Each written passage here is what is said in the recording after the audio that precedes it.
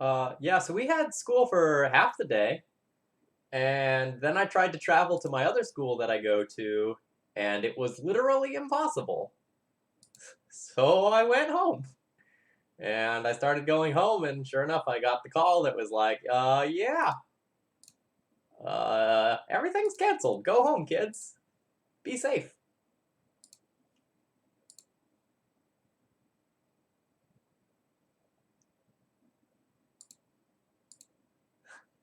So I got home and realized, all right, well, I have these couple hours I wasn't expecting to have. Guess I should stream. And I went and I crawled through some recent deck list dumps, and I knew what had to happen.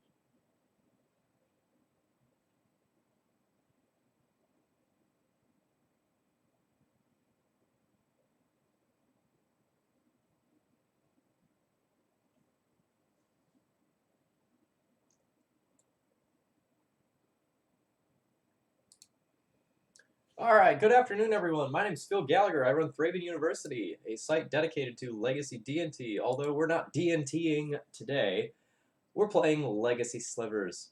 Though recently many of my streams have been sponsored, this one is brought to you by the weather and maybe climate change. Who knows?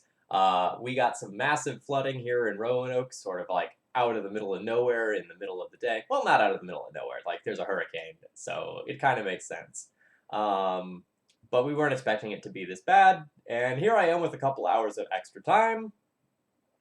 Therefore, Slivers. It makes sense, right? Dr. Bill at home, sleeving up some spirit tokens for a big event. Yeah, the Hollow Spirit Keeper stream I did was an absolute blast. I had a lot of fun doing that, and I actually think that deck list is pretty good. All right, so today I am playing with 5-color Slivers. There's not a lot to say. We play a bunch of creatures, and then we get people dead. So the build that I'm playing here is the build of basically the only Slivers player, Daniel Nunes, who basically crushes me every time we play. I did beat him last time, not on D&T though. I've never beat him as D&T. Someday I'll make that accomplishment. So essentially, this version of the deck right here has a couple of quirks. It is running Force of Will this time. Sometimes that's not always there. As far as the flex slivers go, this one has Sidewinder sliver to give everything flanking, and Telekinetic sliver to let your slivers tap things down. That's really good if you can get it into play against decks like Show and Tell or Reanimator, and they can produce a giant fatty and do nothing with it. I've done a deck tech on this deck a bunch of times, so essentially the idea is go fast, go hard, be the best Vile deck you can be. Let's just battle.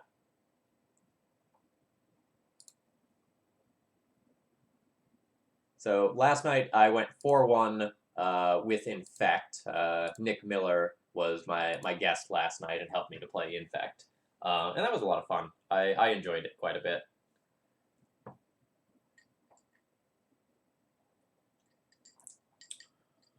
What I learned after playing Infect was I think it's really hard to tell when to be patient and when to just go for it if you don't play the deck a lot. So Shoals Cubed, I really like hanging out with Nick. So like we're pretty good friends in real life. We hang out, we play Smash or get drinks or whatever, a decent amount, Cube. So we've got a pretty good camaraderie, and Maybe I'll have Nick as a guest again some other time. People did really seem to enjoy that stream. I will have another special guest stream sometime soon. That was one of my other donation goals, and I'm waiting to hear back from the first person I extended the offer to. If I don't hear back from them in a few days, I'll extend the offer somewhere else. But since that went well, expect to see more of those in the future. Nick, in particular, was really great to have on because like he's so used to doing coverage and such from all the things he does with SCG, and like he really knows a lot of the in and outs of the deck. Yeah, so Nick is a big name, but not for being a Magic player, right? He's really associated with Magic coverage, but I guess a lot of people don't really know what he plays. He's one of my locals, so I play with him in tournaments all the time.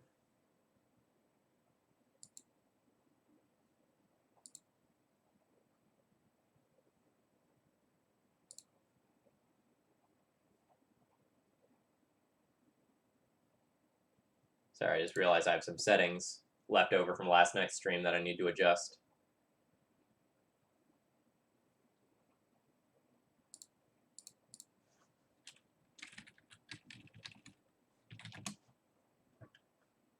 My opponent last played Legacy Humans.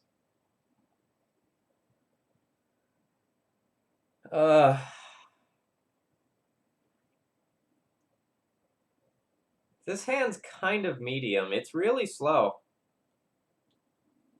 I don't actually know that I want to keep this. Like, I make a 1/1. Alright, so I guess it's a 2/2 into a pair of 3/3s.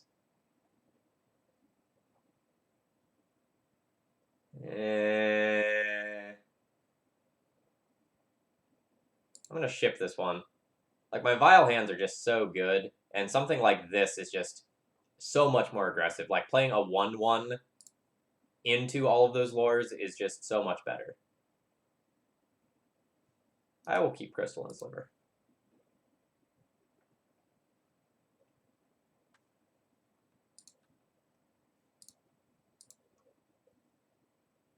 My opponent leads on a Wasteland. I would be very unhappy.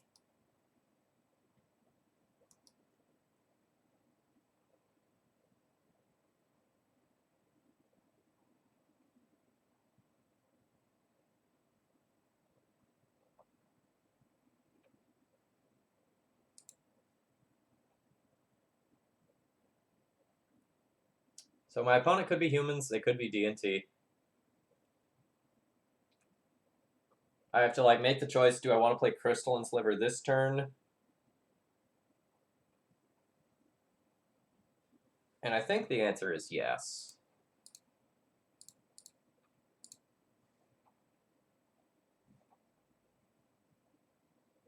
This card's really annoying if my opponent is D&T.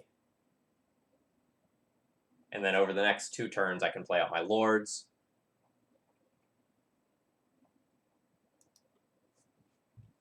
Hopefully drawing 1 more land, so that I can deploy both Striking Sliver. Okay, my opponent is humans. In which case, the aggro probably would have been better. Kitesail Freebooter. Swing and a miss, sir.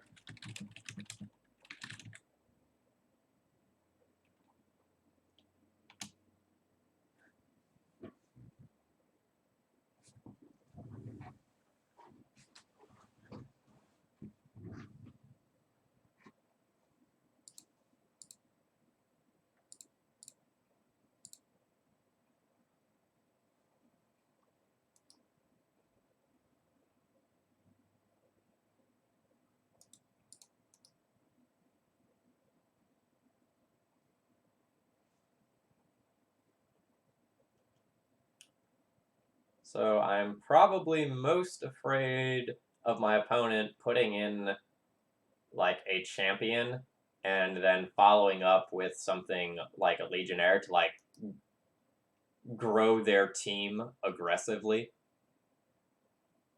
Tribal deathmatch. Which is better, a bunch of humans or these weird alien things with meat hooks for hands?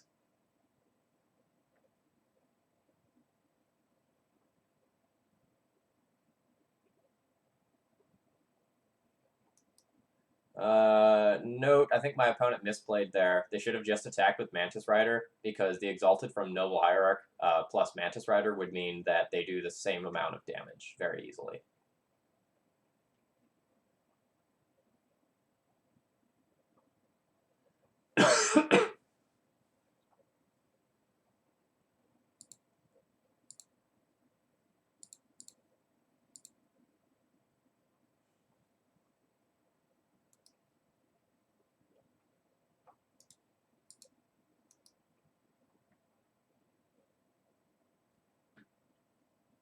Yeah, I like the side that we're on for the tribal deathmatch.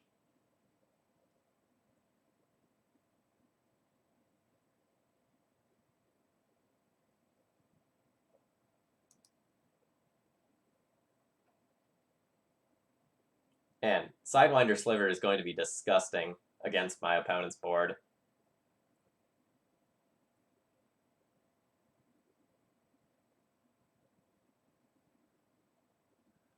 Opponent has now figured out how Exalted works.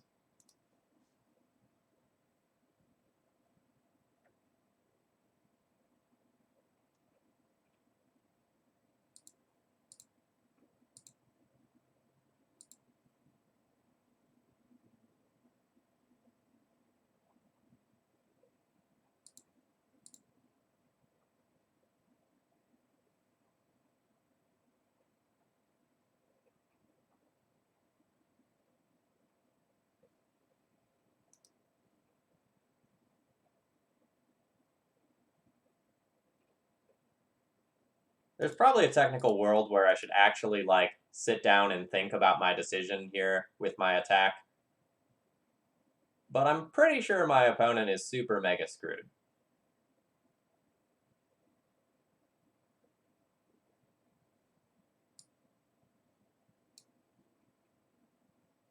Like, all of these things have first strike, and they also have flanking. So that seems like a real rough combination for my opponent.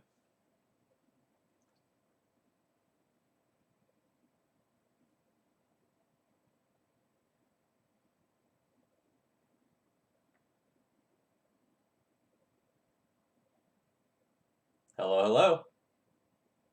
We're beating some good, honest humans to death with meat hooks.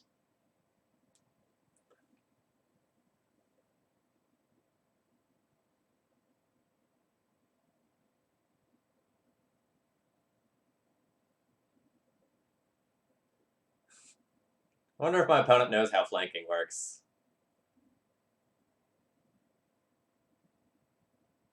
Because it's gonna be good for me. Yeah. There is only one Slivers list, right? Like, every Slivers list is Daniel Noon's Slivers list. I think that's how that works.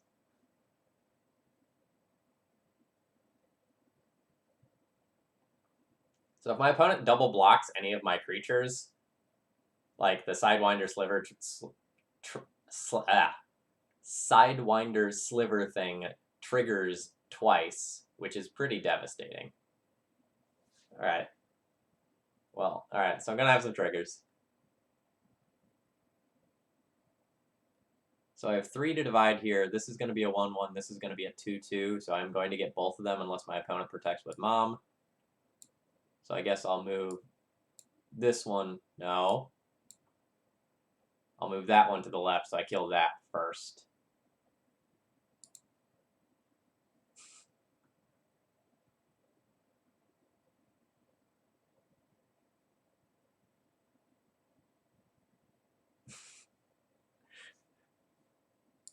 Yeah. I should snip this. This is a good moment.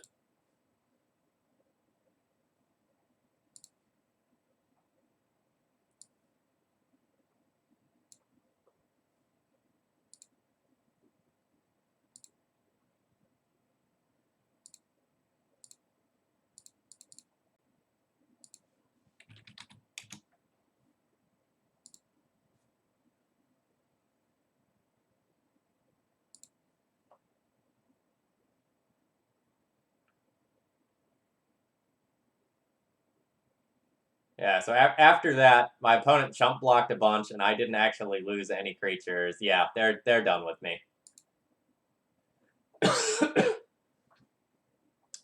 Okay, so what am I doing?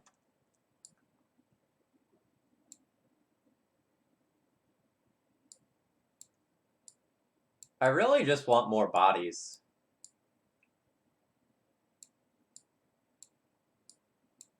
Like, I probably don't want Force of Will, I just probably want more slivers of literally any nature.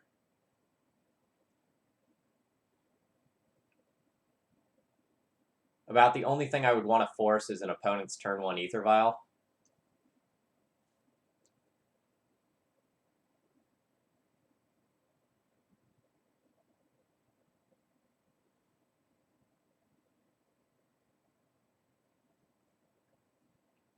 Yeah, I think I'm just going to board in 4 slivers and call that good.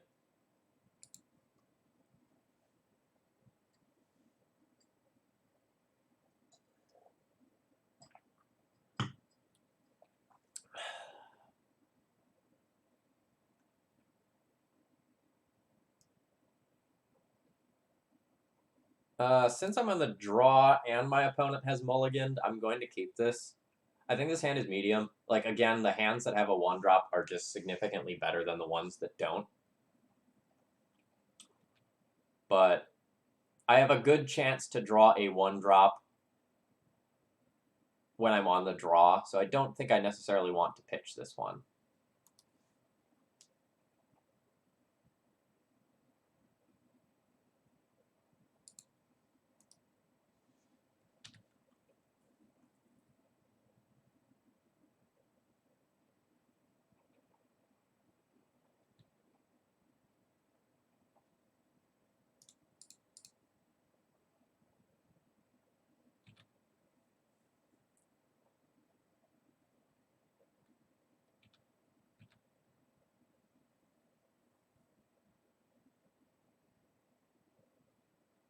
Yeah, that's why we let on our worst land.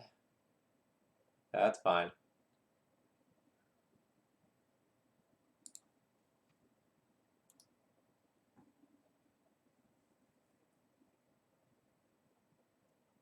So, like, just kind of, again, talking about the decision to board out Force of Will, there's nothing this game yet that I would have Force of Willed, right? And there's probably very few creatures that my opponent could play this turn that I want to Force of Will either. Like, maybe a Bob. Yeah.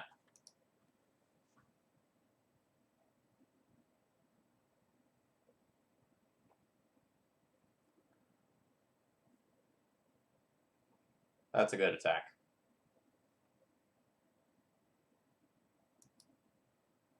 No, I watch very few TV shows with, like, real humans in them.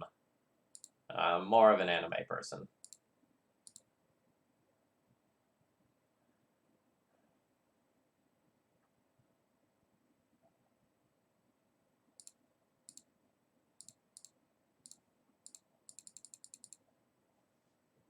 So I think I need to make my slivers real big real quick.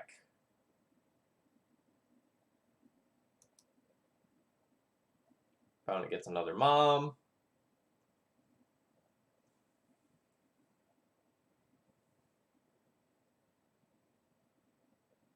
I think I'm just going to get tempoed out this game.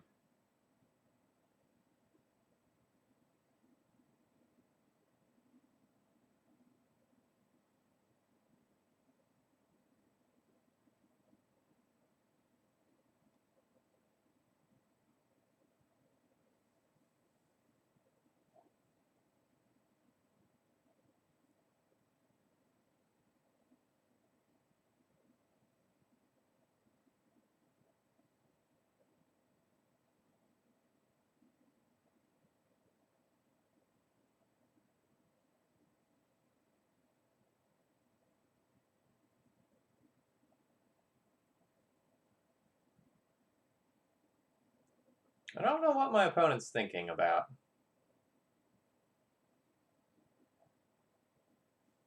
Like, I'm certainly not blocking.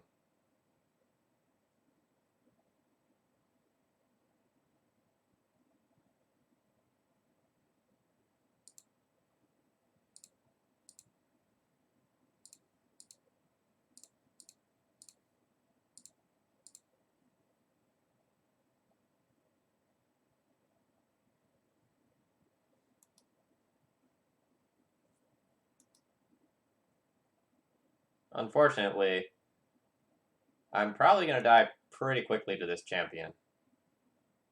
Now, very quickly.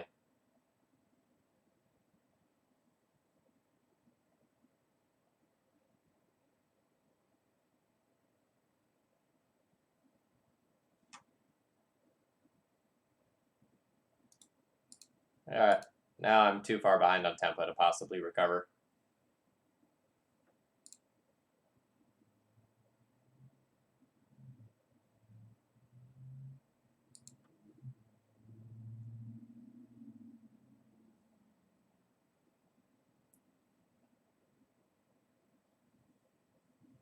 So now that I'm on the play, I'll once again kind of mulligan the medium hands, where it's just like full of 2-drops. I have 14 1-drops, so I'd really like to have one in the opener.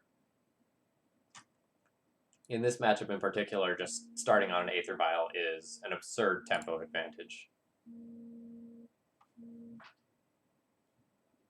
That's the Flash Flood alert.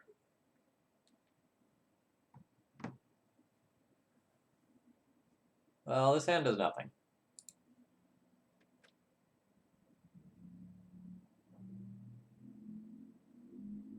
This hand is also bad.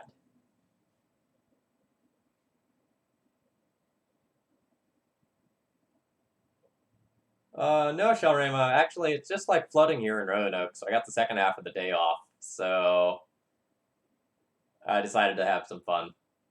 This one's for me.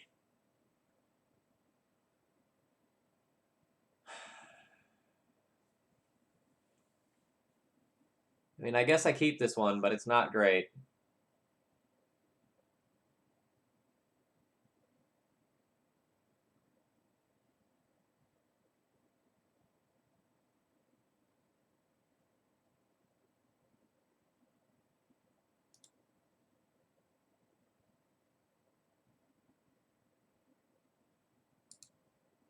I want to bottom that and hope not to get wastelanded.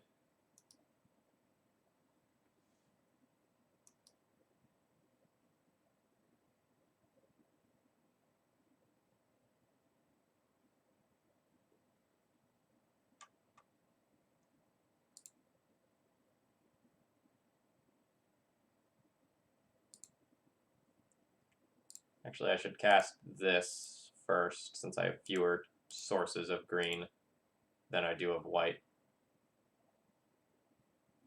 It's going well.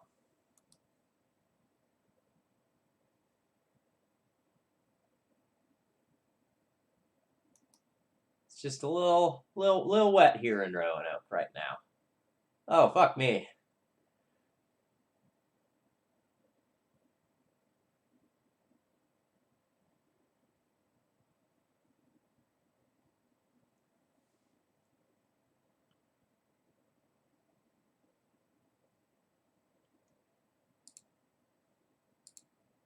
No, I think it is 100% wrong not to double Wasteland in that situation. You already have one vial. You already have that huge tempo advantage.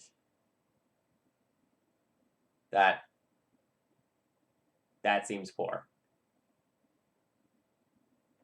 Like, I felt like I was 100% out of this game, and now I feel like I am potentially back in it. Like, I'm still in a bad position. My opponent will still Wasteland one of my 2 lands next turn. But, like, I'm hitting for 3 this turn instead of 2, and I have another creature in play. So hitting for 3 this turn, 6 the next turn, potentially. And much more if I top deck one more land. Like, just getting this Mutavault out seemed so important.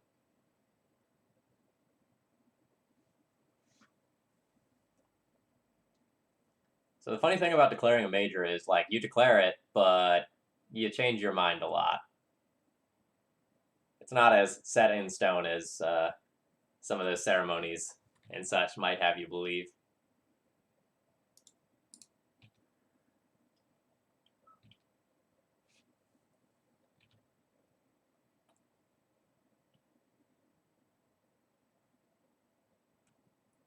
Ah, this is the declare it for realsies time. I see.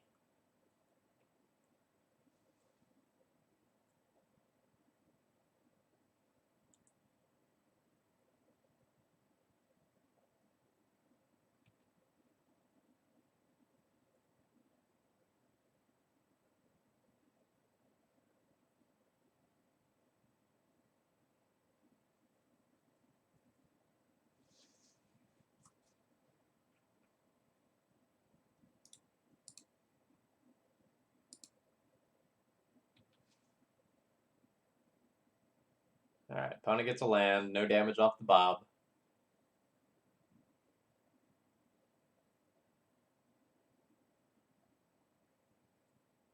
Yeah, so they encourage you to declare as a freshman.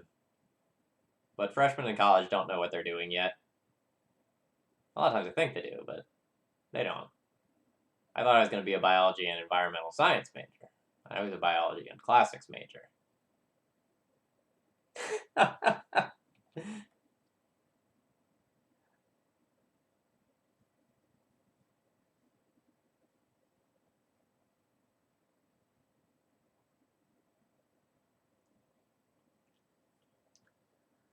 Okay. How do I best take advantage of what I have? I think it's Gale Rider Sliver to fly over.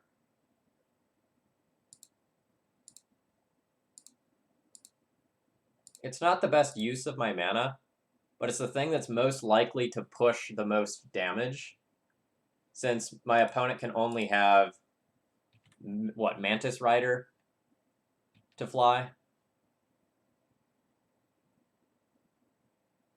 Yeah, there we go.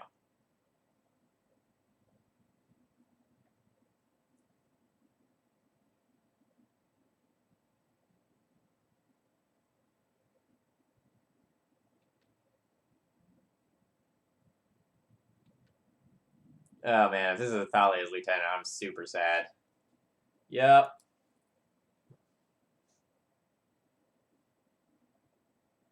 Well, it's not exactly like I can play around it, right? I'm not in the situation to. Like I can't play around them having double perfects when I'm really far behind.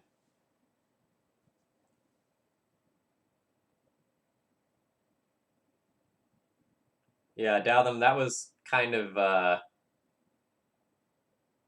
the situation I had. I started doing upper level science classes, and they weren't really fun to me anymore. So I switched and I started doing more classic stuff, and I really enjoyed that. God, I hope that doesn't actually mean they have Palace Jailer, because I'm not beating that if they do.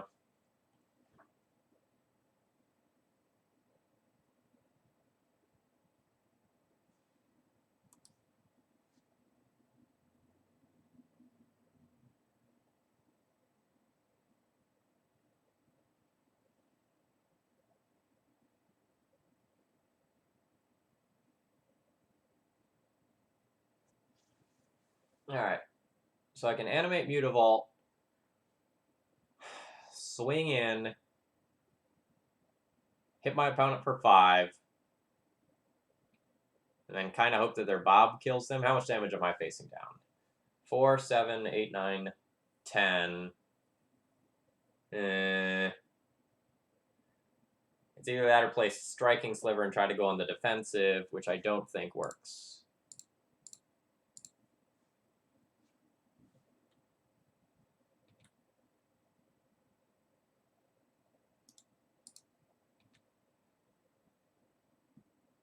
I'm kind of in the situation where I'm hoping my opponent kills themselves with Bob.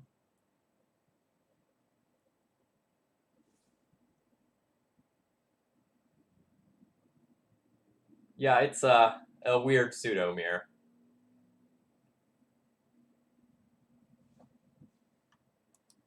Alright, so I'm dead.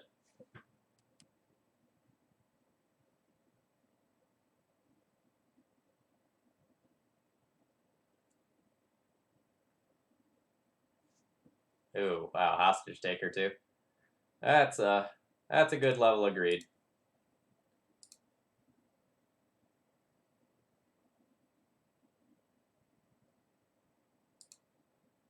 Back in we go.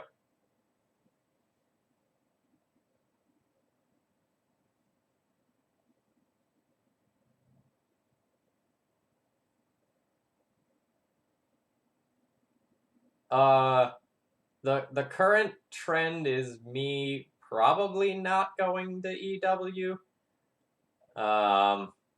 It is not confirmed yet. It's a little bit up in the air. Like, I'm not playing Vintage if I go. So me going just for the Legacy portion seems a little bit rough. And I think I'm going to have to use, like, my next day off for the SCG Con Legacy event, which feeds into another large prize event. So I don't know that I can afford to take the day off for EW to make it worth it. But I haven't 100% made that decision yet.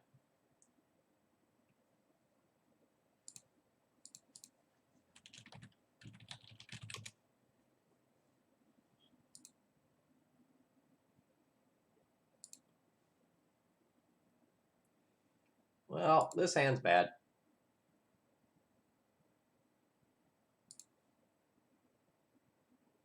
This hand's worse. Ugh.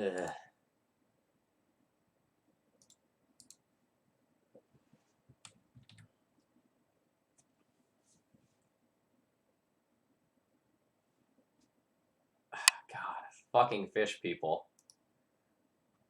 I can't lose to the fish people. I hate the fish people with a passion.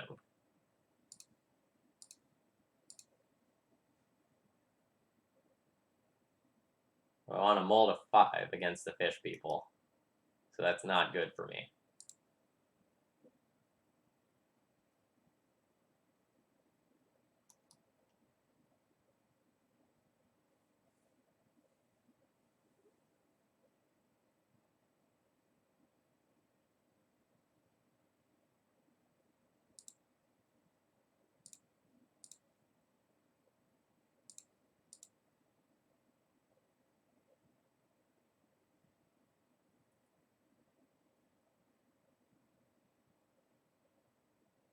My opponent thinking about forcing that?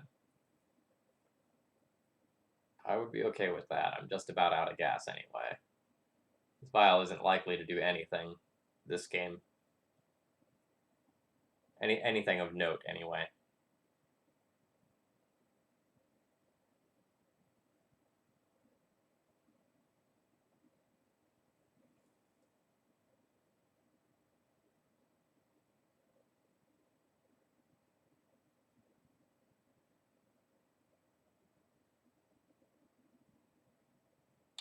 But my opponent doesn't know that. Alright, yeah, alright, pitching a Cursed Catcher is fine. That card's terrible in this matchup. It's not much of a loss for my opponent's side.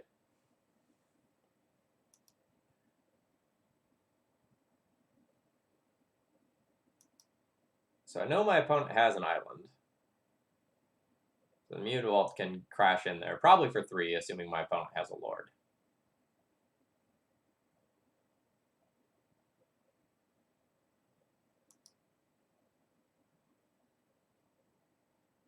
Yeah, there's the Lord.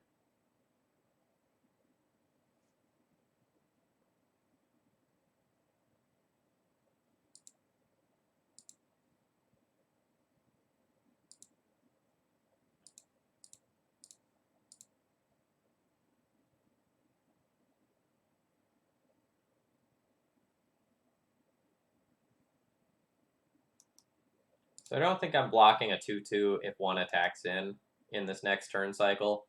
So I should just take my 1 damage.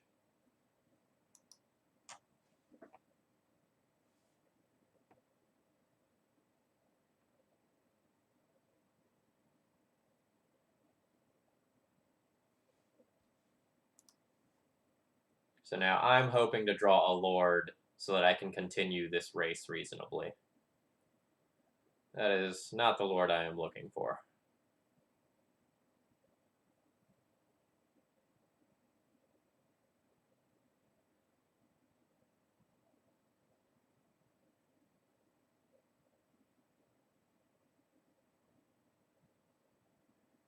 I guess this is the point where I have to go on the defensive.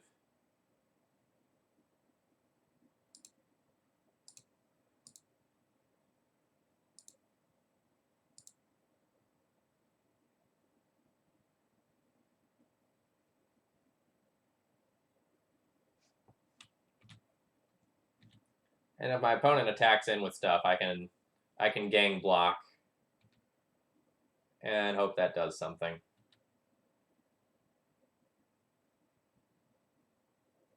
I've got things stalled out okay right now.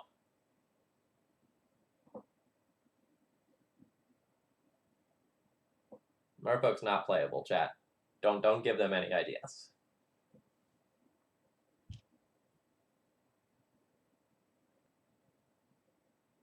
So for anyone not familiar with my hatred of Merfolk, I'm basically a believer that it's just a worse version of other Aether Vial decks, and that there's not a strong reason to play it over other Vial decks, especially D&T.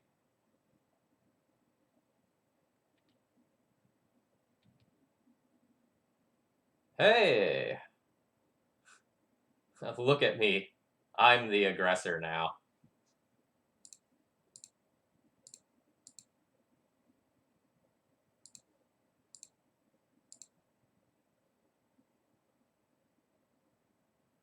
So I can hit for 2, 4, 6, 7, 8, 9 this turn, have my opponent on a 2-turn clock. If my opponent has a Lord, they can hit for 3, 6, 7, 8, 9.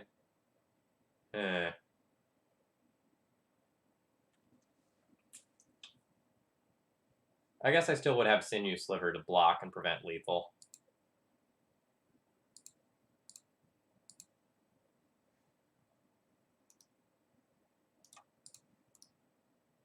Go, little buddies.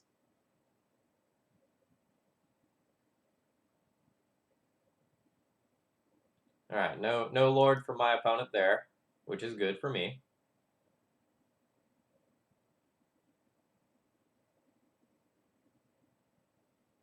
Yeah, that's right. Get out. Get out. I'm on a mold of 5 on the draw. Your deck's so bad you can't beat me. Makes sense. It's Merfolk. So we'll probably board the same way as last time, where we cut the forces just for more bodies.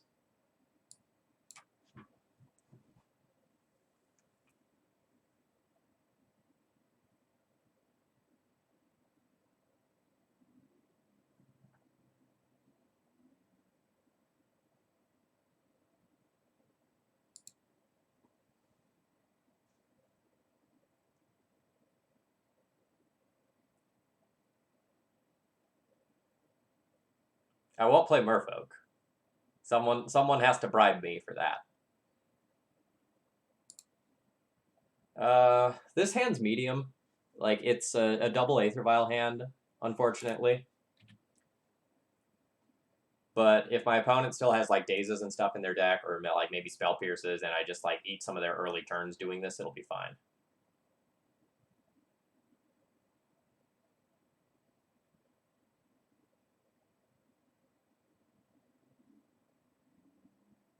Guess I can safely lead on this without any worries.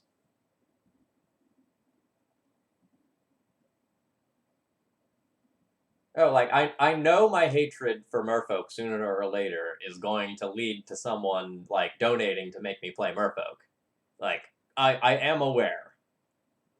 I understand the theory of trolling. Yeah. Force, pitch force.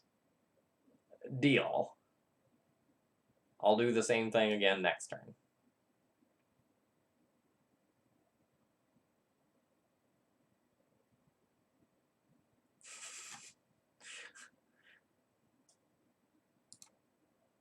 Merfolk month. That sounds rough. Okay, is this a game where I play out my Aether Vial? I could just play, like, 2-drop this turn into 2-drop and 3-drop next turn and ignore my Vial. And it may just be correct to do so.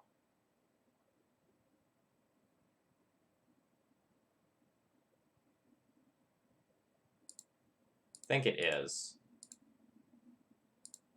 Like, it kind of sucks if my, like, opponents, the rest of their hand is, like, counterspells and stuff, and, like, I lose one of these slivers to a counterspell later. But I think my plan is just race. I think I'm going to race way better than they are. Ooh, flanking.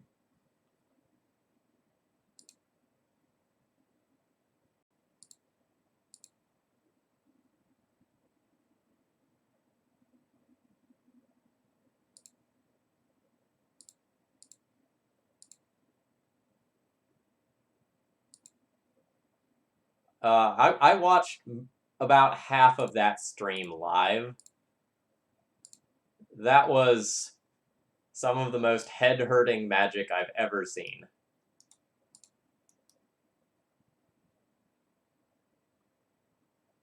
The game I watched was, well, I watched two games, but the one versus Miracles in particular, with like the counterbalance, was rough.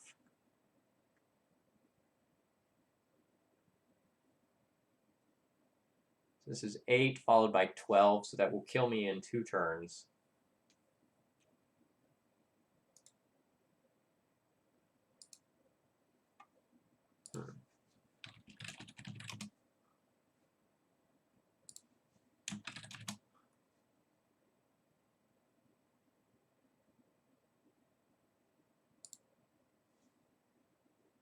I was just double checking how flanking works if I am blocking.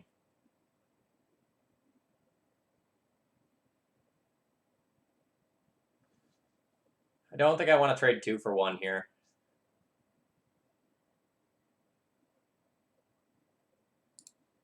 Just gonna take this hit.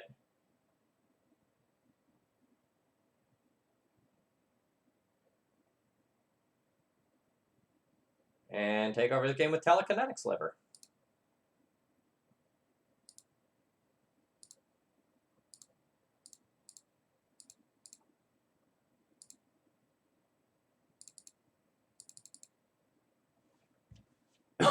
Assuming it resolves. Okay, it does.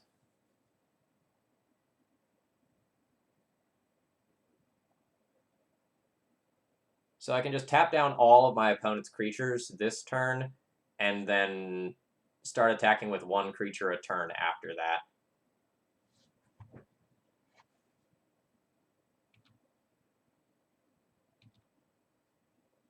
that. Dr. Bill, thank you very much for your continued support. 7 months is basically forever in streamer time, right?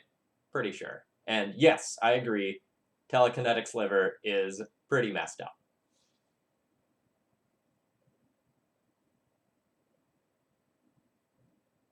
Revealing a Lord of Atlantis. Sure.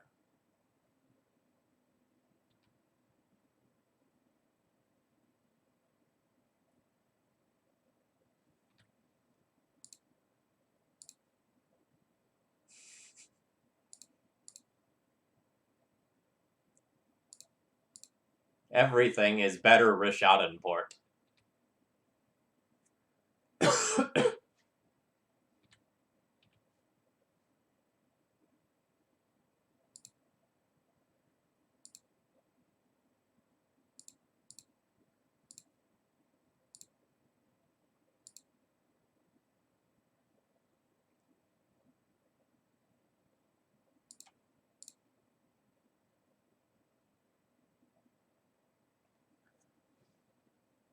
Alright. So do I want to tap down 4 other guys, or am I fine with just tapping down 3? So right now I have 3, 4, 5, 6, 7, 8, 9, 10, 11, 12, 13, 14, 15 power. So I should just attack with 1 this turn and then kill them next turn.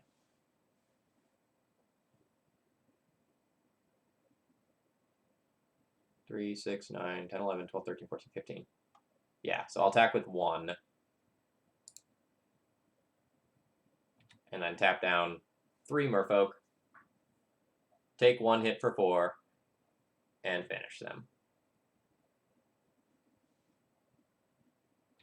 Oh, I essentially said, thank you for your continued support.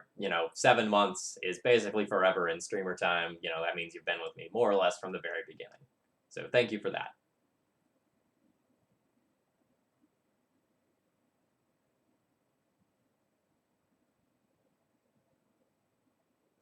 Yes, opposition sliver is a good way to put it. Yeah, that's right. This one gets a screenshot too.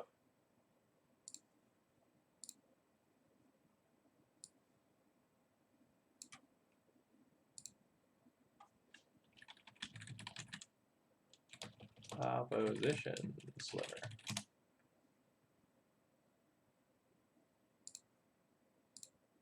Phil, if you were a sliver, what would you do? I don't know, like make motions like these? Pretty sure that's what I'd do.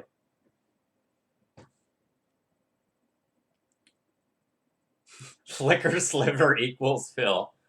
When a sliver enters the battlefield under your control, blink target permanent. Oh god. Oh god. Ooh, Sliver of Amethyst is also pretty sick. I like that idea. Slivers you control have Thalia effect.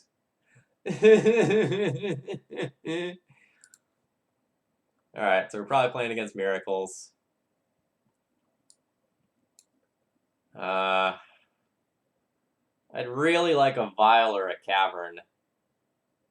Although I guess double Hibernation Sliver's fine if we get to a little bit later on in the game.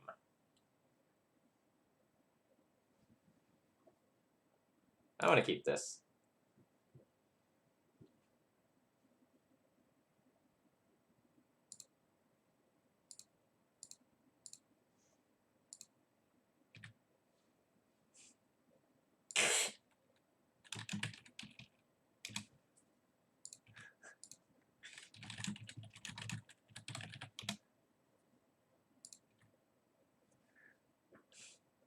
Legacy confirmed dumb. Yes.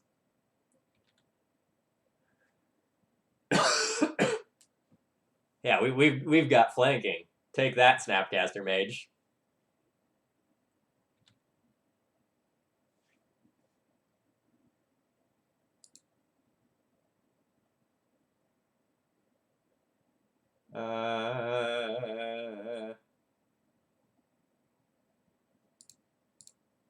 I'm gonna play out another 1/1.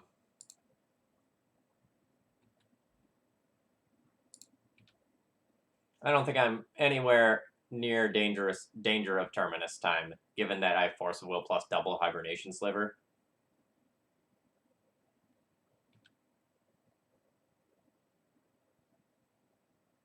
Actually, I have double Force of Will, if I just look at it in that regard. So we go in aggro.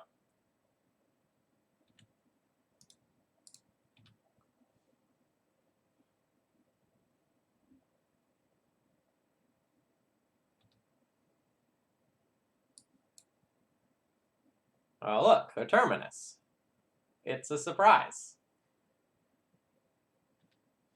It's not a surprise.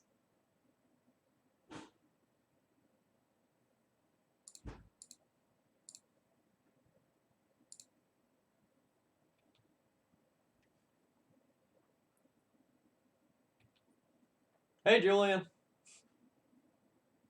We're doing some good work here. Some good, honest magic. Oh, no worries. That was a long-term comment. That was not something I expected an immediate response to anyway. All right, that was a shuffle with the ponder.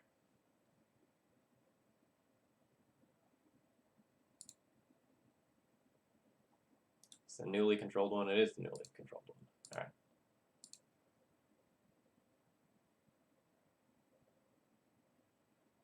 I haven't started watching any of the anime from this season either. I've heard some things about one with goblins in the title and one with slime in the title, both of which are supposedly okay. But that's about all I know.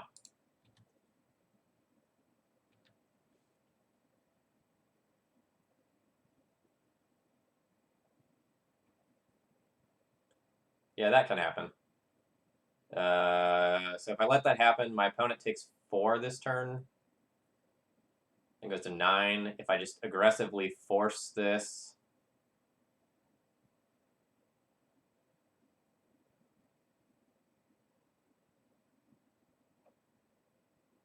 Actually, maybe I should aggressively force this, and then just, like, if my opponent uses a Terminus, I have Mutavaults left over to finish the job. Because this is 9 damage, it puts my opponent to 4, and then a double Mutavault attack at some point is lethal.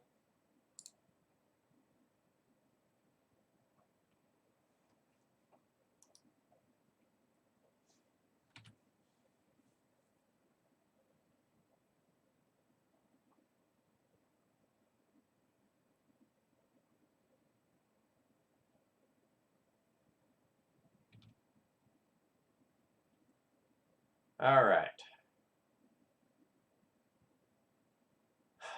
Do I animate a Mutavault when I attack in? I think so. If I just attack with these and my opponent has Swords to Plowshares, or like Snapcaster Swords to Plowshares, then this is rough. And my opponent only takes 2. This is only punished with Brainstorm into Blind Terminus.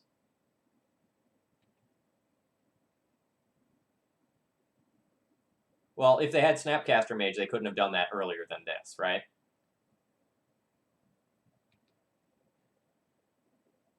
So my opponent will get to Swords the Predatory Sliver, absorb 2 damage, but the Snapcaster dies to the flanking. So they'll take 2.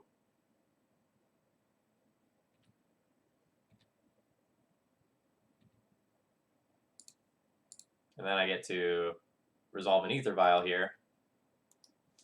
And opponent is in trouble.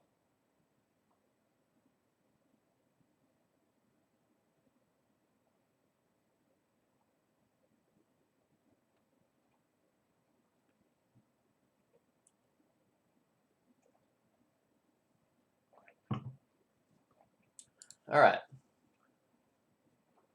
So what do I want against Miracles?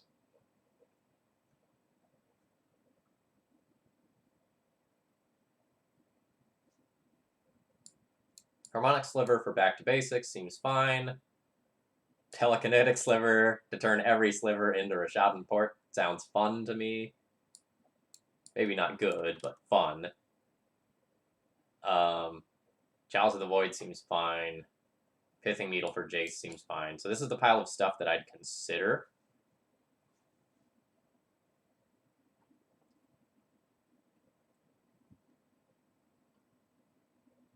Force of Will was awesome that game.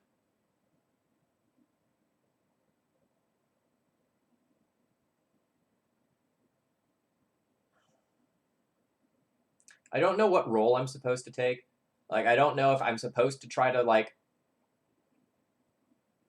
just go all in, try to get my opponent dead, or if I'm supposed to play a more reactive game.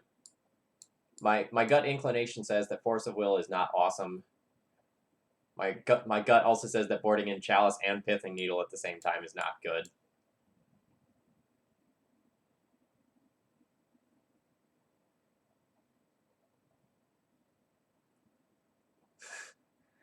Julian, what is it like when hurricanes are sweeping over my area all the time? Wet. Wet is the answer. No, we don't. We're not quite in a bad enough area where like we have to have shelters or anything. This is sort of an unusual amount of rain for the area. This is like the second hurricane we've had passing through in like a month. It's a bit absurd.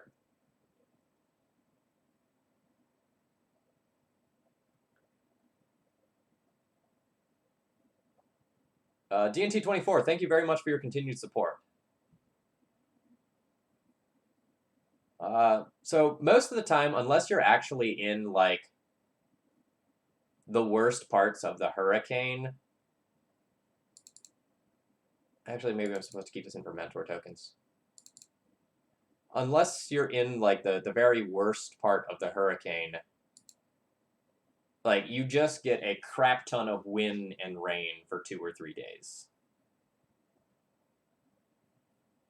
Yeah, I got a real spicy donation deck list today. Unfortunately, one of the cards for the deck list isn't on Magic Online, so I've contacted the person who donated to talk about what they want to do about that.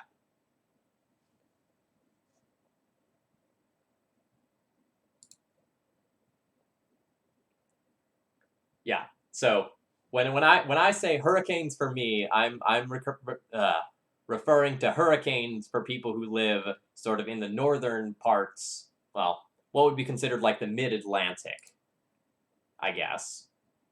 So when I get hurricanes, I'm not getting the brunt of it. I'm getting the remnants of it.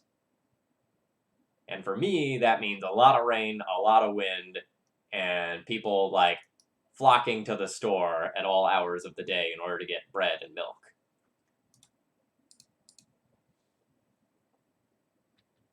And a few free days off of work, yeah.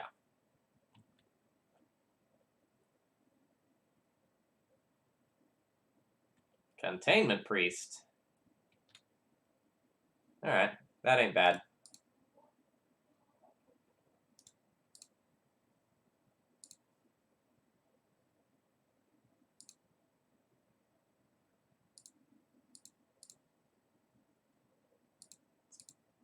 Let's get him, chat. Aha!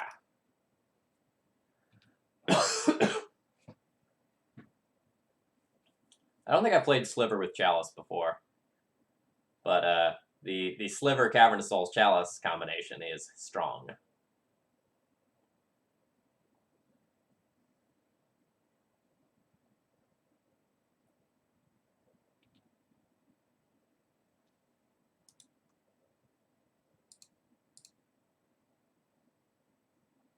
I don't know why I'm having to put that on the stack. I don't know why that's not actually happening.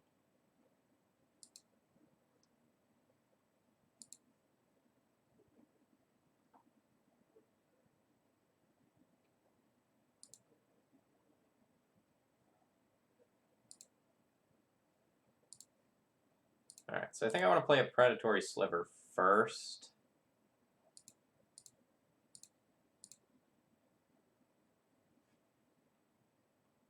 And then play the Hibernation Sliver the next turn.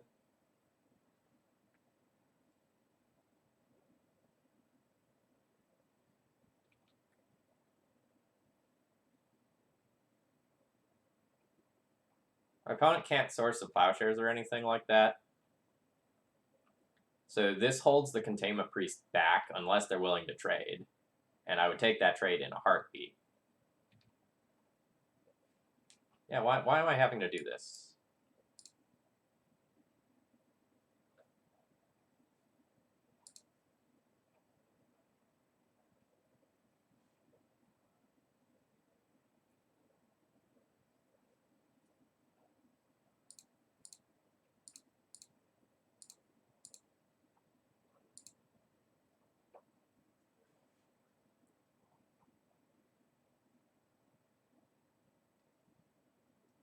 This is probably the nightmare card for Miracles. Uncounterable, all my Slivers live forever card.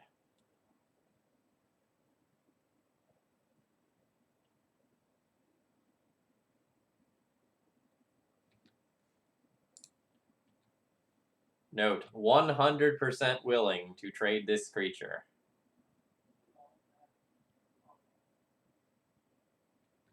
Interesting.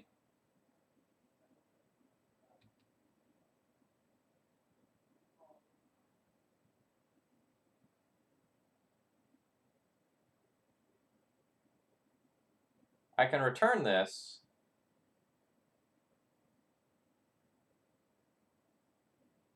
But I think I'm just fine with the trade.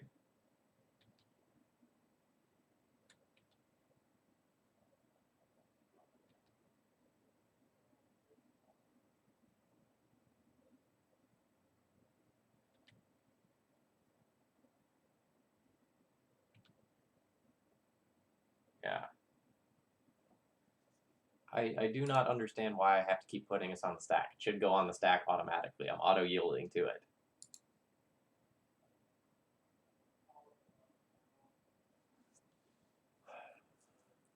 Alright. So I can play 2 slivers this turn very easily.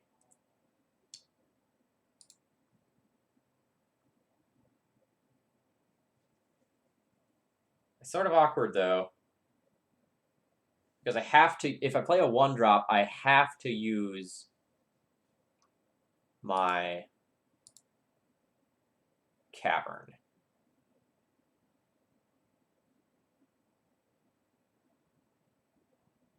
So I'm gonna make this counterable.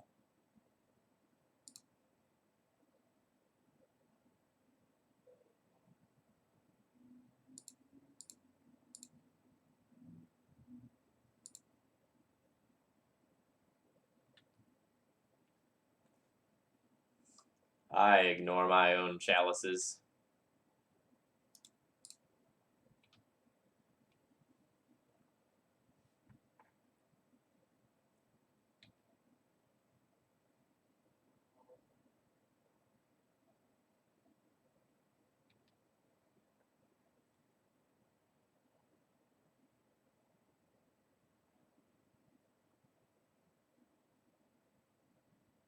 You have a back to basics for me? Oh, you have a monastery mentor for me. Okay. I'm not 100% sure how threatening that is currently. Ooh. You're gonna let me turn my vial back on? Deal.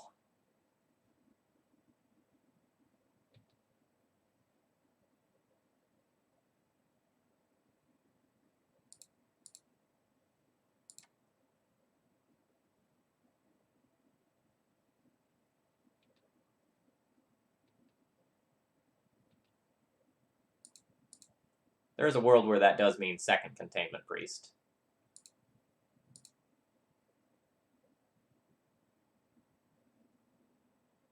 Is this a May? No, not a May.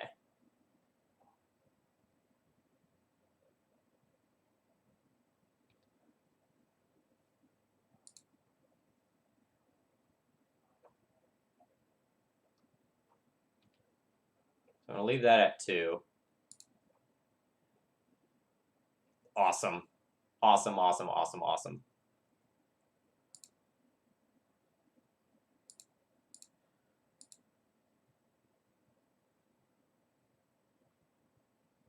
So 3, 4, 5, 6, 7, 8, 9, 10.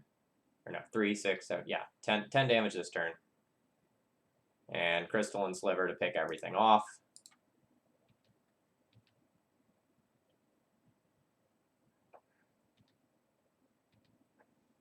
I don't think I want to play out the Striking Sliver as well. I have lethal very easily next turn.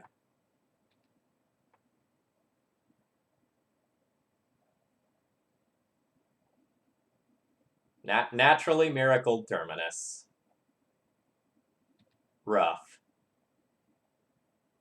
But I don't think it matters.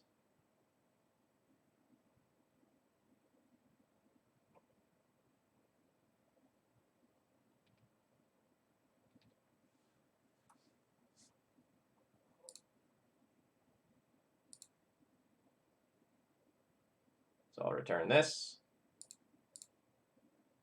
I'll return this. I'll return this. My opponent paid 1 white mana to get their own mentor.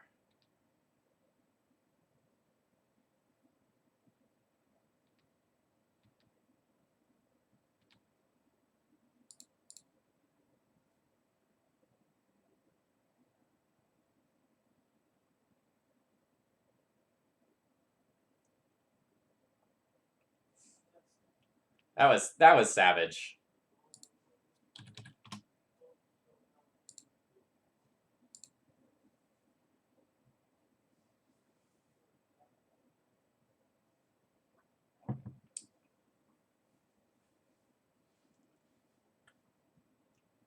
Our life total is irrelevant. Let's focus on the opponent's life total here. Let's not treat Terminus like it did damage there. Let's treat Terminus like it just blew up their own card and was bad. So Storm Thief. To answer your question, on Saturday we've got this really sweet Tainted Pact deck And then next week, we're going to have Mono Black Control, D&T with Hallowed Spirit Keeper, and then a Stoneblade deck. I have one other not listed thing that sorry, I should switch this back. That someone donated for, but one of the cards isn't on Magic Online yet. That's in the deck list. So I've contacted them to see what they want me to do about that. The deck list is super cool. I've never seen it before. I don't actually remember the name of the card, but it's one of the Commander 2018 enchantments. It's an enchantment that copies enchantments. It's sweet. No, it's like two colorless and a blue, and it can copy an enchantment and bounce itself.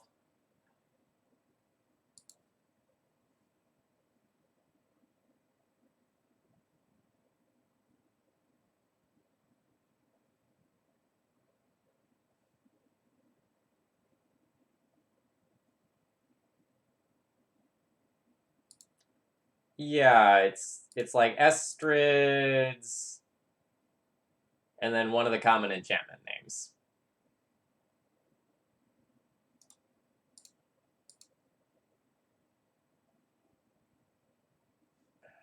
Force Pitch Standstill. Alright, well, if my opponent is a standstill deck, then resolving Ether Vial against them is basically game over.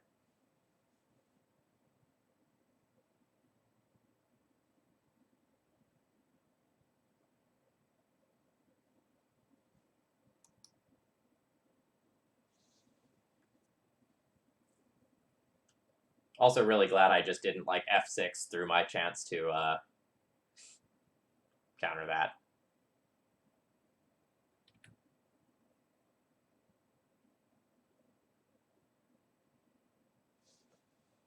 Why am I having to place this on the stack?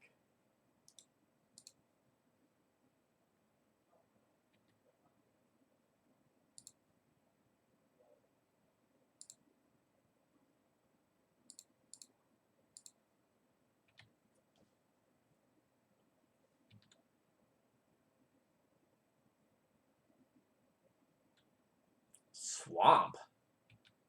Neat.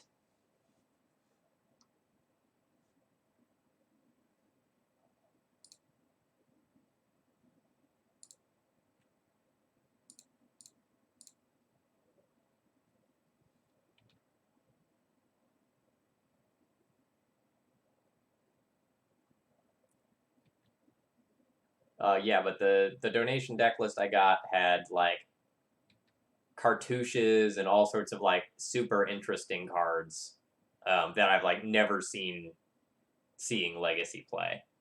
So I'm really excited about it, but I have to see like if they want me to do that donation deck list when it becomes available, or if they want to do something else and then request that later. It says Shroud. What are you gonna do? What are you gonna do? Yeah, that's right. Get out.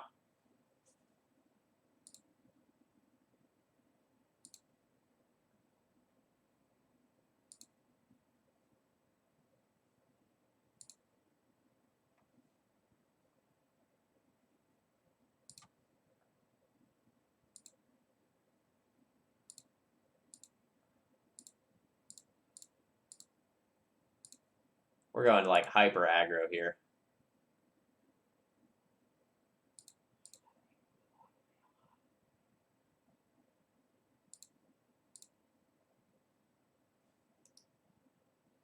See if I get like super punished by Toxic Deluge or something.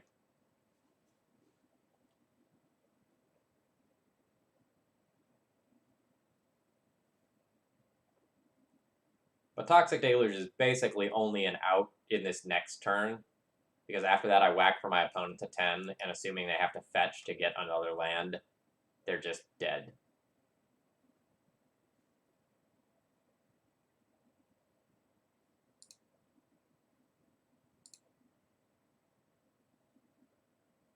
So for right now, I'm going to say always no to both of these.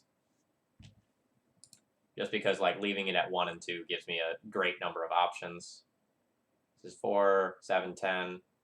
I can make it 13 this turn.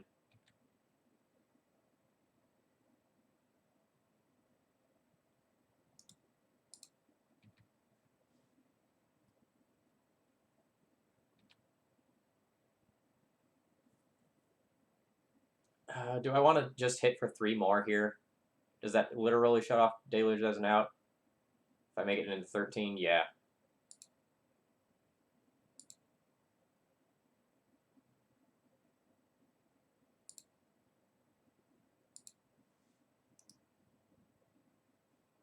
Run them over.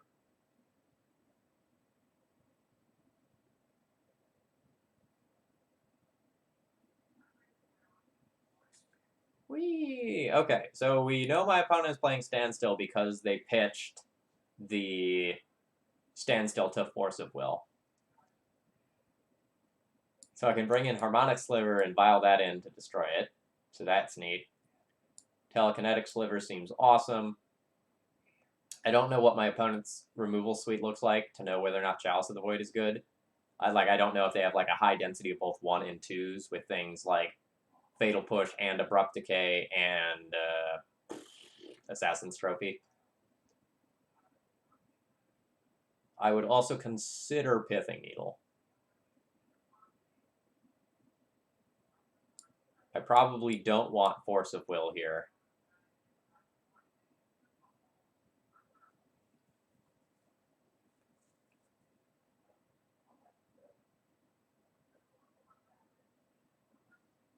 I'll probably board in 1 needle. Unsure if I should board the 2nd needle.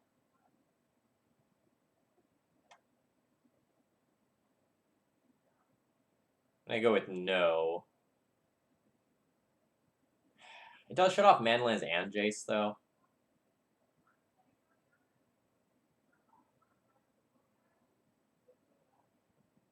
And EE. EE is a good point. So maybe I should board out like 1 random Striking Sliver for my 2nd Pithing Needle.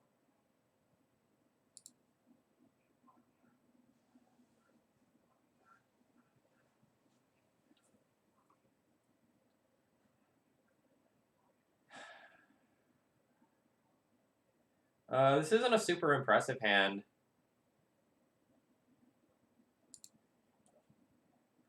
But I have 4 creatures and 3 lands in a good mixture. So this is probably fine.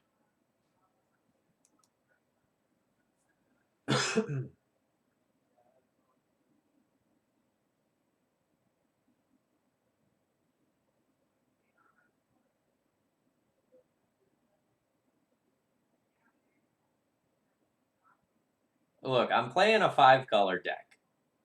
We know that Wasteland is a beating. That's fine.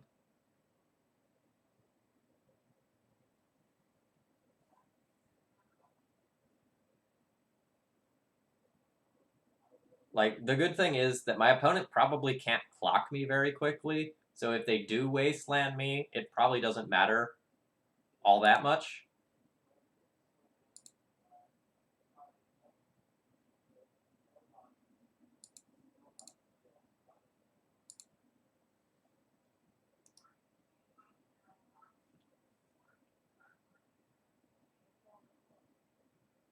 Like, if we assume my opponent's win condition is going to be, like, beat me to death with, like, a Mishra's Factory or a Snapcaster Mage, then it's not really the end of the world.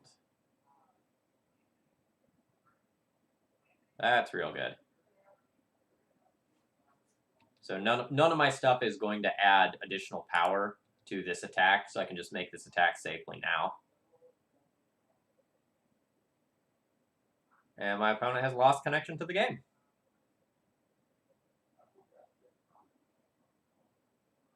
And my opponent has joined the game again. That was way quicker than I expected.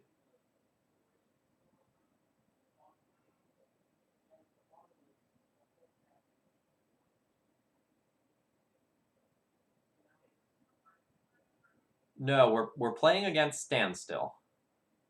Opponent lost connection again and joined the game again.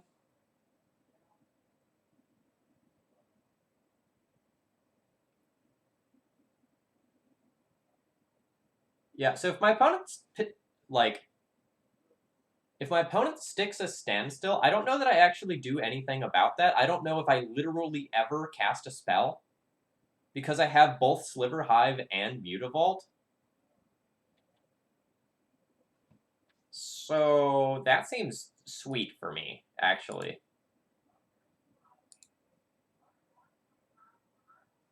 Opponent confirmed in the eye of the hurricane. Just like trying to play Magic Online, a little umbrella above their head, doing the best they can.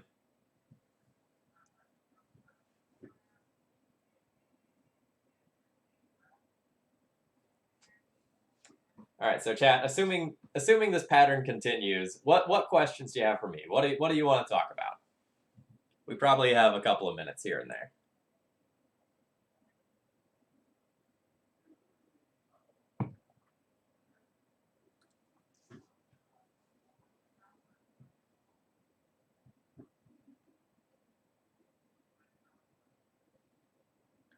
Ooh, what's your favorite era from old Rome? That's a good one. I'll diversify by playing a striking sliver while I think about the answer to that question.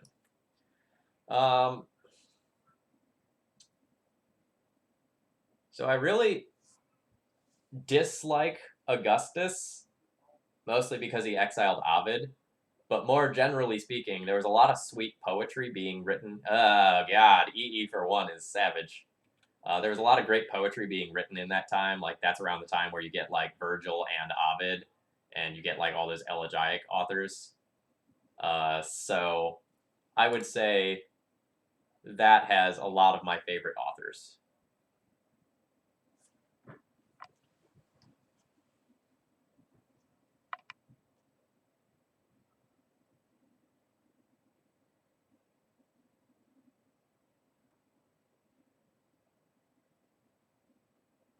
Do you board substantially different versus energy field miracles compared to traditional miracles as D&T? Not really.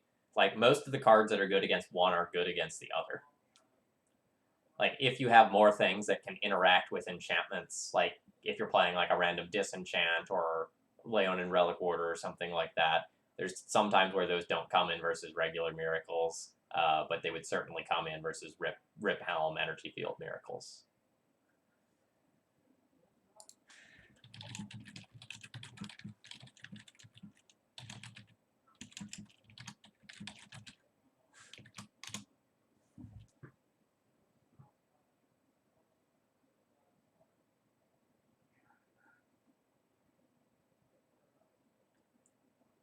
Literal best draw in my entire deck right now would be my Harmonic Sliver. Like, play Harmonic Sliver, blow up that EE.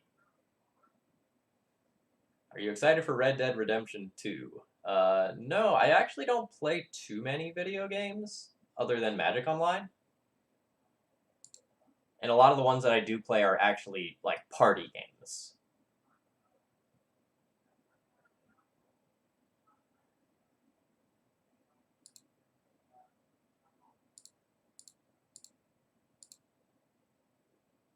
So, like, I'm way more excited for something like Smash Ultimate, for example.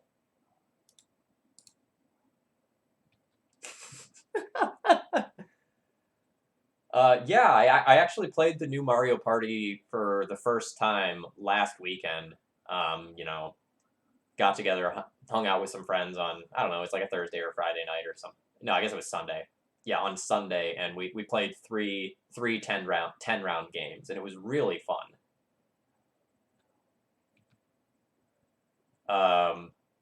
Balance seems to be pretty good as compared to some of the other Mario Party versions I've played. You know, like there's sometimes where you play a game of Mario Party and it was like, good God, I never had a chance. I was never actually in this game from very early on. It didn't really feel that way with this one.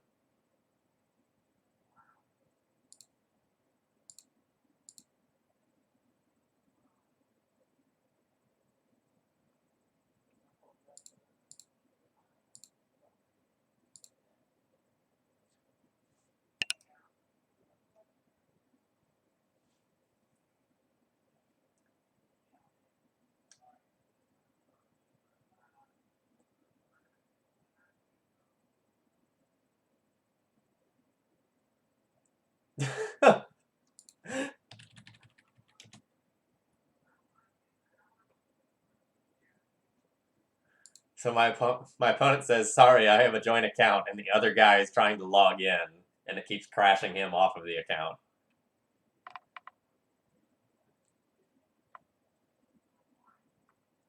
Alright, super rewarded for not attacking with the Mutavault, so that's still around.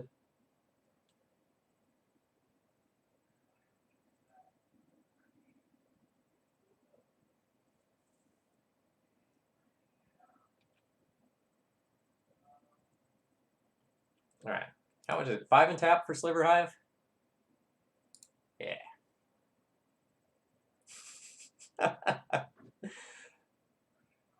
And Julian, I have no idea.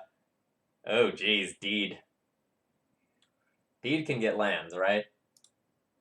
Deed can get lands.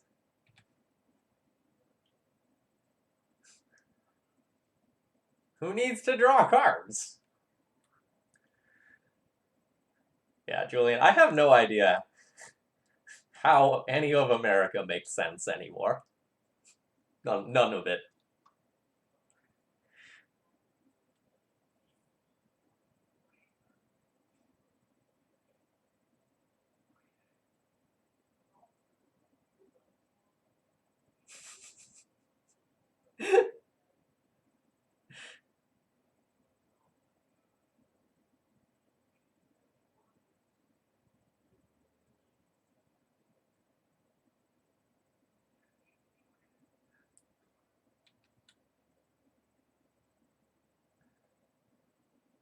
Oh man, you're playing Archon in your list? Archon's super sweet. I want to play that card in Nick Fit so bad. It's supposed to have been in my deck list twice now. But it was never on Magic Online until recently. Alright, one land away from the glorious Sliver Hive combo.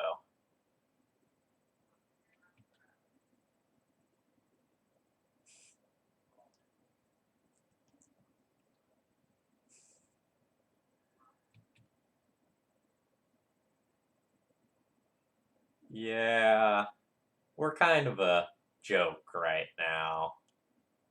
It's a rough.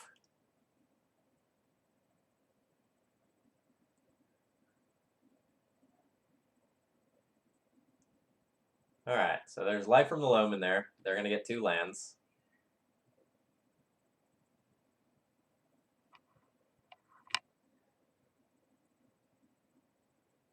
And I will be content pecking my opponent to death with Gale Rider Sliver until they are forced to blow the Deed.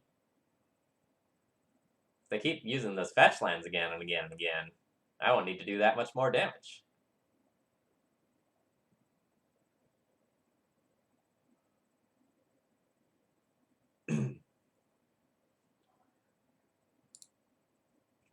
Rename Sliver.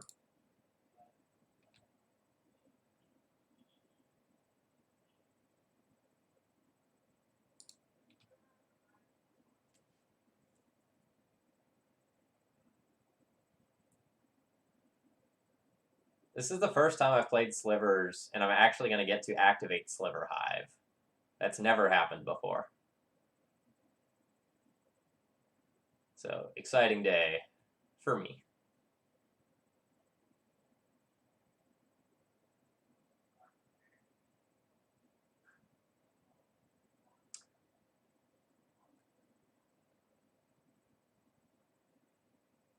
So do you want to, like, Life from the Loam Wasteland lock me? Alright.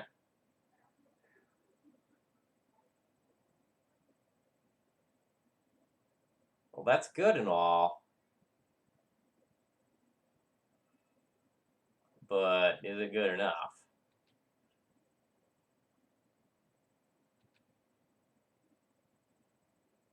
Fuck!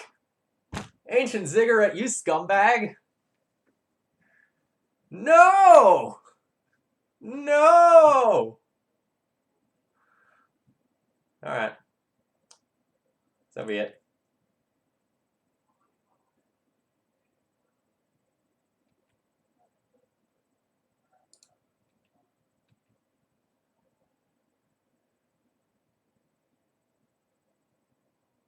Alright, Fatal Push that away. Alright, that means I have to commit another creature to the board now.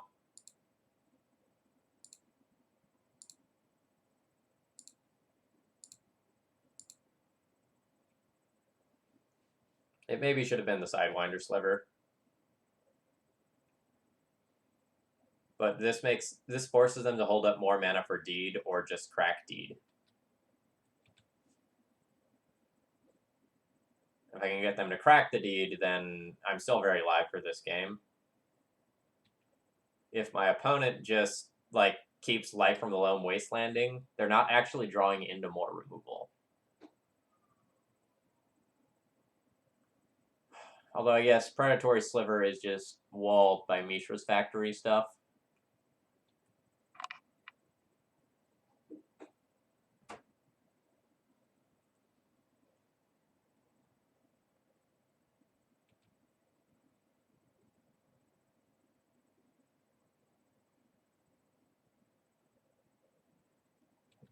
Innocent Blood's rough.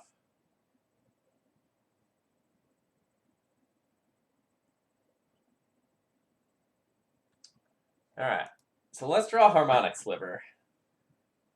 Harmonic Sliver, blow up Deed, play Sidewinder Sliver.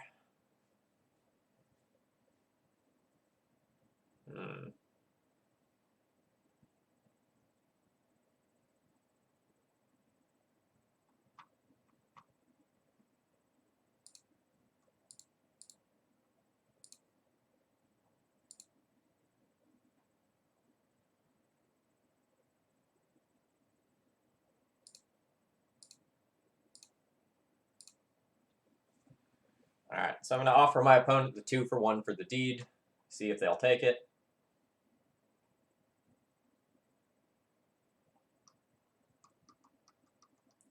My ability to deploy multiple spells in a turn is quickly going down the drain.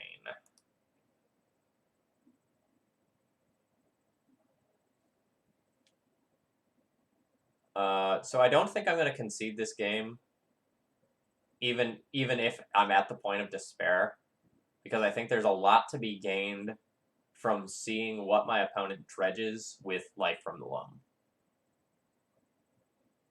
Like, assuming they continue to loam, I will get to see a lot of cards in their deck.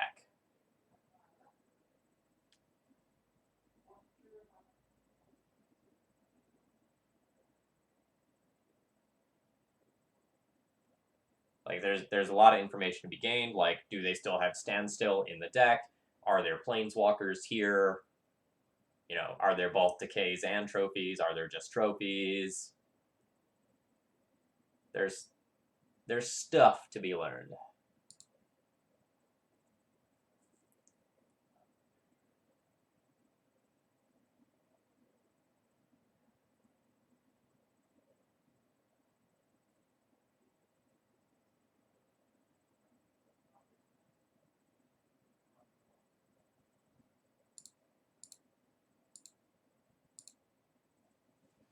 Go, little buddy. Note, I am just going to play out my creatures as I get them instead of trying to save up a bunch, because the Wasteland Life from the Loam block is something I do actively need to be concerned about.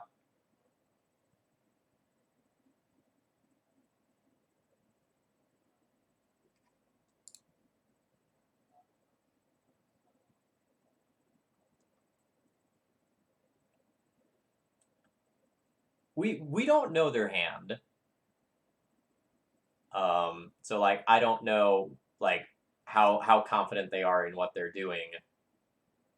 But if they have a handful of removal spells already, they might just feel like it's time for me to just turn the corner before you draw into something good.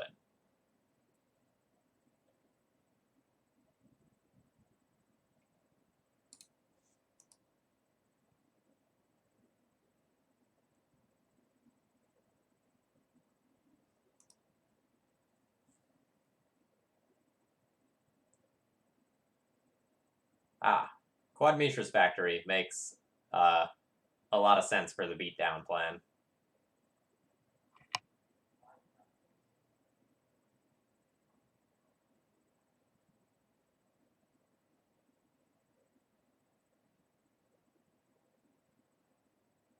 So now we're just dead to the next turn to Mishra's Factory. Pithing Needle off the top would be probably literal best draw.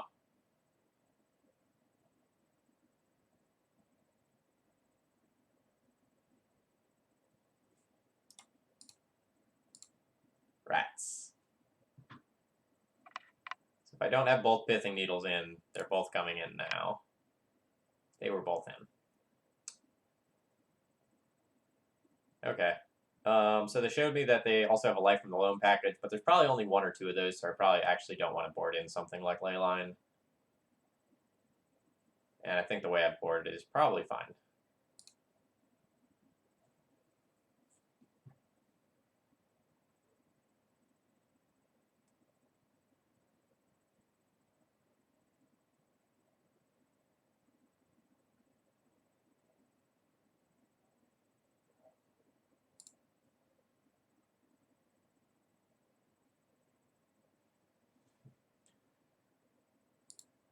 Yeah, this is okay. It's not anything special, but it's fine. I'm going to go ahead and aggressively use this.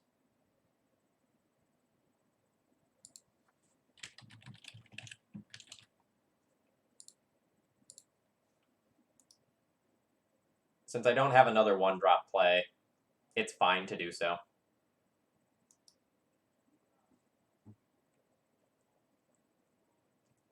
So I did not see any cantrips from my opponent, so I actually don't know how potent my chalices would be. But you don't really want to board in like Pithing Needle and Chalice at the same time, if at all possible.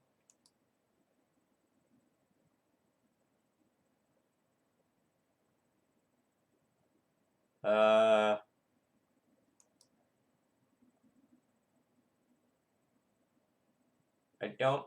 We can't needle a sweeper to like stop it from being cast. I don't understand what you mean there.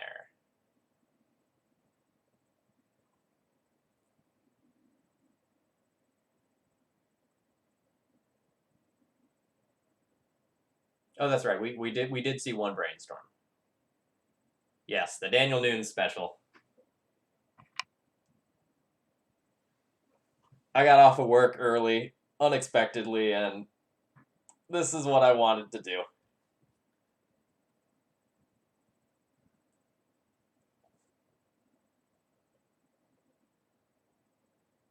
Ah, deed. Okay.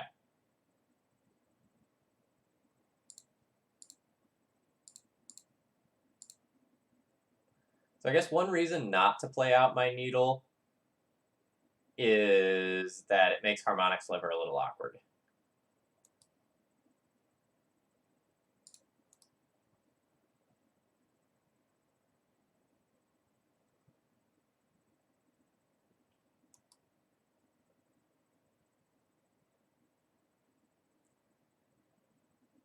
Yeah, I was planning on going to Greensboro this weekend to play a bunch of like Japanese rhythm games, but that is not happening now.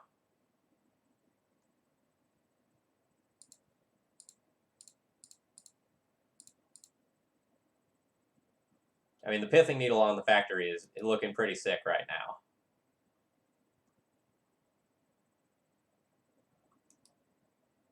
Games like DDR, Sound Vortex, Poppin', Museka, Groove Coaster, all the random games that have buttons, those are sweet.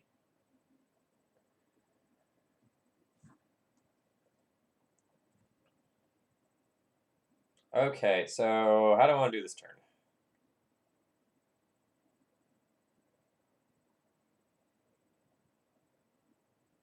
If my opponent has an Abrupt Decay or equivalent and destroys Pithing Needle,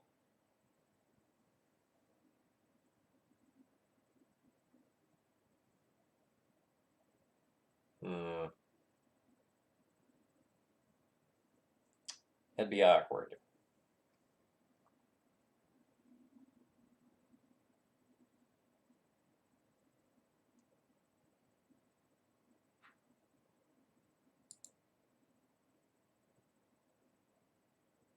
So I think what I want to do is cast a second Pithing Needle. If my opponent doesn't fetch, I'll name Polluted Delta.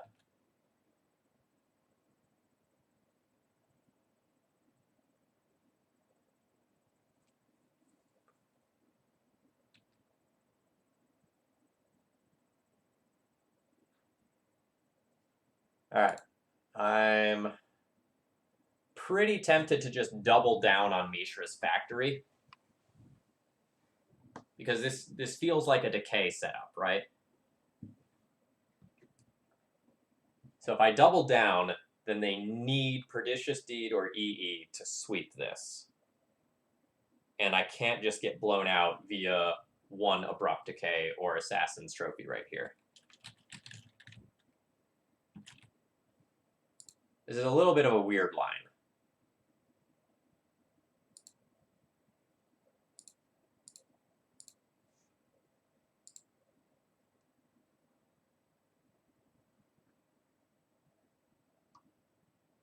I'm not 100% sure that it's correct since I have like the Gale Rider as follow-up.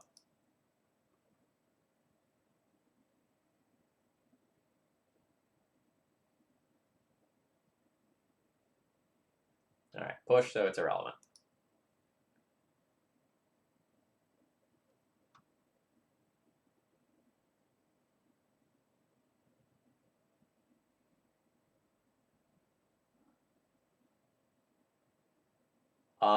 I have no idea if I got partnered. I sent some people an email about it because it's been like months and I still haven't heard. This is annoying.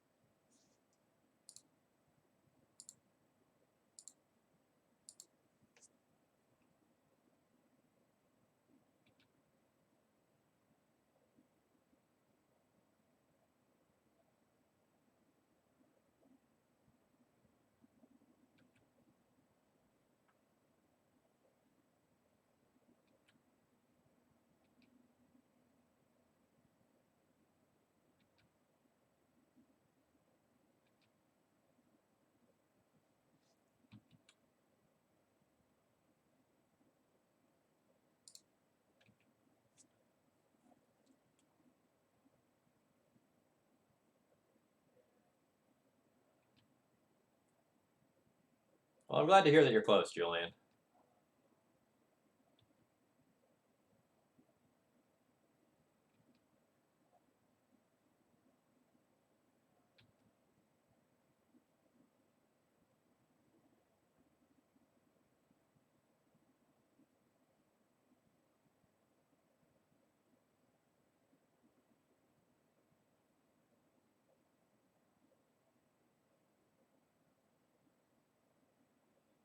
Well, that is a beating. I am probably not beating that card with Deed as backup.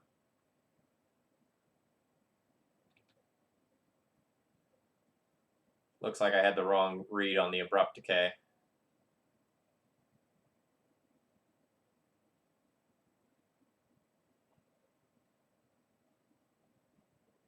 And I can't just like fire up this Mishra's Factory and attack, otherwise like I'm gonna lose both needles and my land.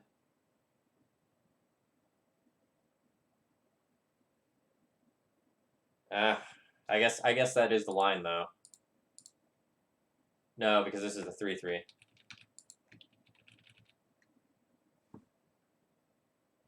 Yep, it's just pass. I'm probably dead.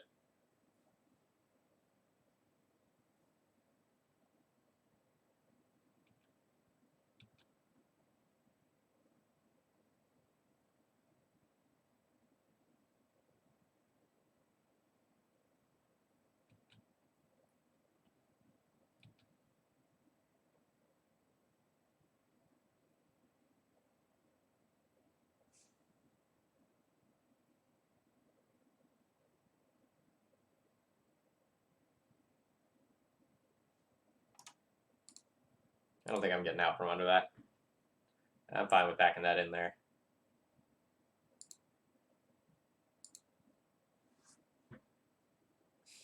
Man, if you could name creature with Archon, it would be absolutely insane instead of just extremely good.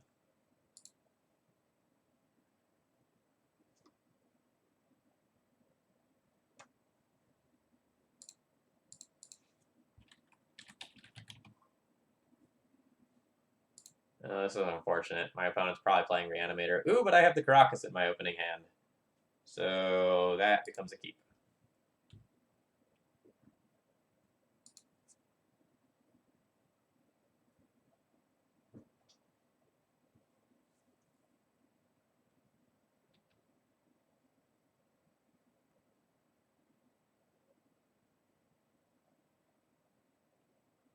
Turn 1 Grizzlebrand, draw 14, don't play second creature, let me bounce it with Caracas.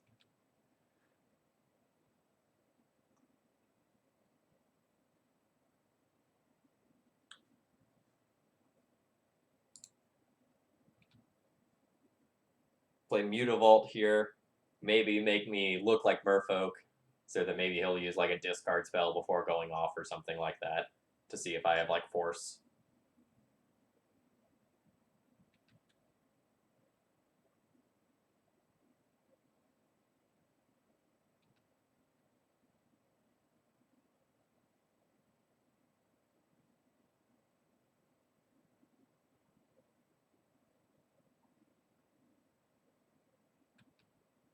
Cabal Therapy results. I bet it names Force of Will. Come on. Do it. Name Force of Will. Yeah!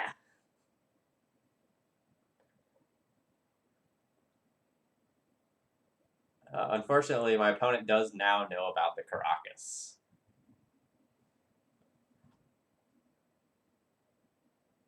So the chances of Grizzlebrand shenanigans working decreases vastly.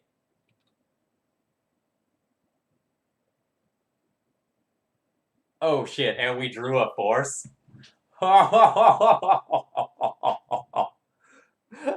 Get him.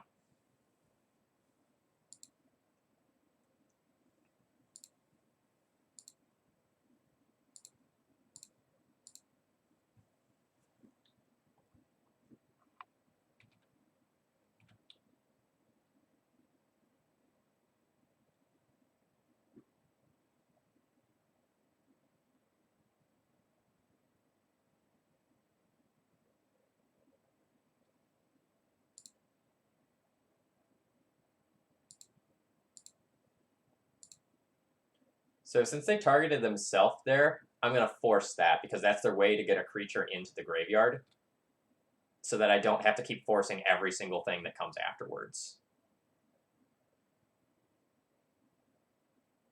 Okay, so how do I want to map this out? So I can just attack for 4 this turn, put my opponent, or 5 this turn, play Vial, then hit for 7.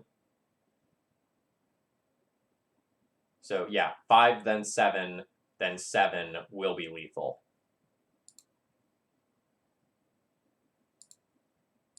So I can go and play a Vial, animate my idiot, go to attacks, attack in, crash for 5.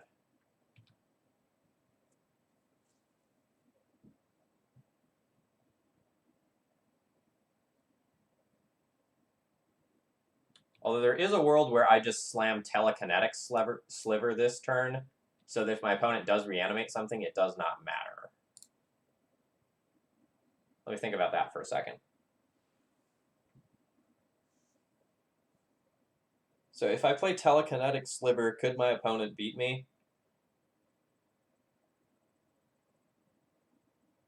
Yes, they could have Lashnorn, and that would be problematic, but it wouldn't be a win.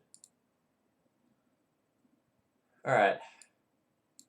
So Leyline, Telekinetic Sliver seems good.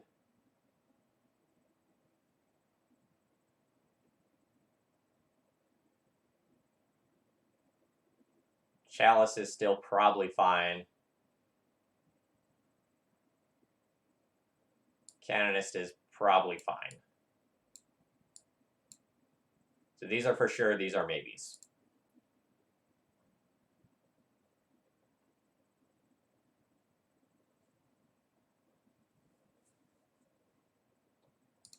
So I'm probably going to cut my Sidewinder Slivers.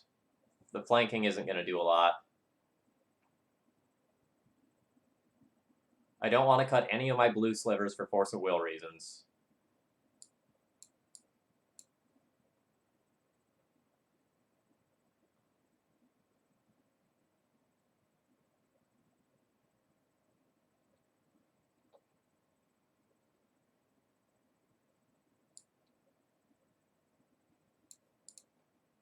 Hibernation Sliver's medium.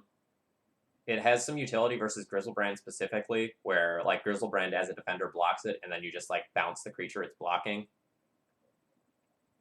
But that's no, I can't really cut it because it's blue.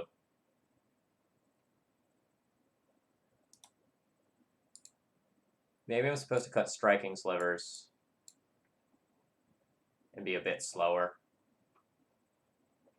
And maybe since I'm bringing in one blue card, I can afford to cut one blue card. Or maybe I just cut one random Lord.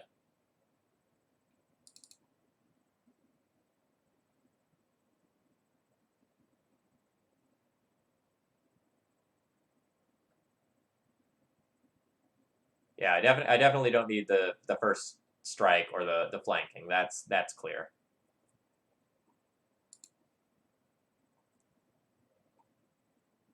So I will probably mulligan very aggressively for Leyline. All right, my opponent is on 6. I have double Force of Will and Caracas, but no ability to cast my spells. If my opponent Cabal Therapies, then they name Force of Will, and I'm kind of buggered.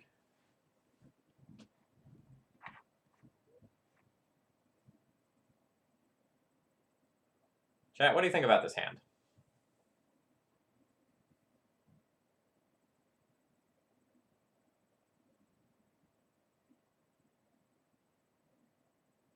I think mulligan.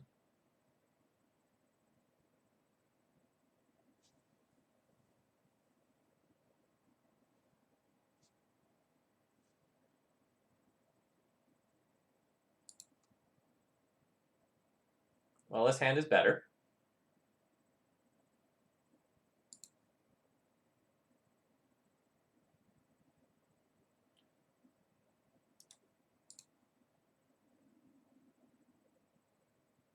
You have Chancellor. I too have pregame effects.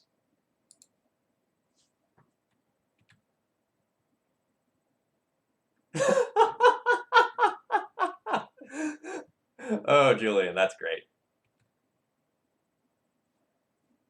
All right. We're just on the play Mutavaults and attack with them plan currently. Ooh, opponent does not have more lands. I will play more other Mutavault. This is the newly controlled one, so we have mana with that one.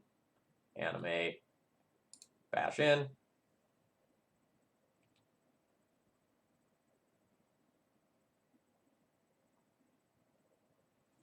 Alright, so now I can make things uncounterable, which is cool. Sliver.